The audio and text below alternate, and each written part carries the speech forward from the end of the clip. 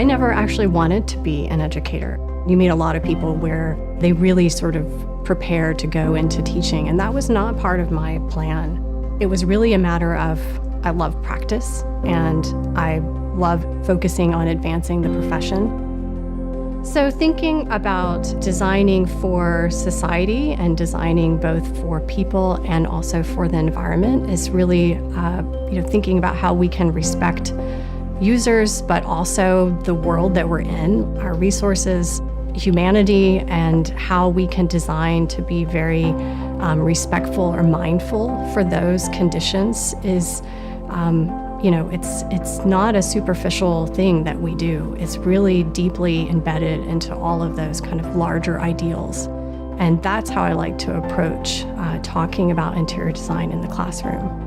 That's one of the things that I think is so phenomenal about what we do as interior design educators, that we have to have an understanding and kind of ability to span across that full spectrum. So really thinking about that in a much more holistic way is what really grounds me regardless of where we are on that spectrum of teaching. I'm a very introverted personality, and so it takes a lot of energy to get up and a lot of preparation to be in that role and be the person that the students need you to be. Well, I think that interior design has an incredible role for the future. Indeed, I think it's the most important role that we see within the built environment. It's fascinating for me to watch how interior design has changed in this country, over the last, half of a century. I think when you look at someone like Tamie Glass, she's one of those that kind of hits that trifecta, a trifecta in terms of having professional knowledge and expertise, of being an excellent educator, and yet at the same time, she's also a researcher within that.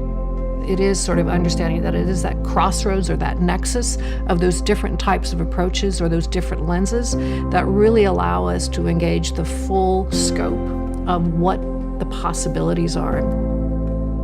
In having your own firm while you're teaching means that you always have one foot in the kind of practical, pragmatic world of design and implementation, working with clients. So you go out into the world and you're designing and practicing, and then you go into the classroom minutes later and talk about that process.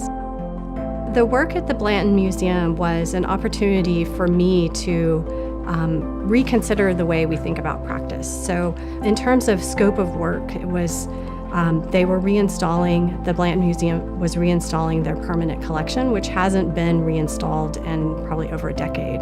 So all of the artwork actually came down off of the walls, and the team, we were looking at how to move people through in different ways, how to increase the amount of artwork, and then thinking about how to get people to intuitively move through the building, because it's a building that doesn't necessarily support the visitor experience in the way that the director would really like for it to. And so using kind of large super graphics and adding furnishings in areas where you might actually want people to spend a little bit more time and being more inviting through that process. I've dedicated a whole book to just talking about space and how we relate to space and how it can change our behaviors, how it can influence our behavior. It can change our perceptions within space. It can adapt.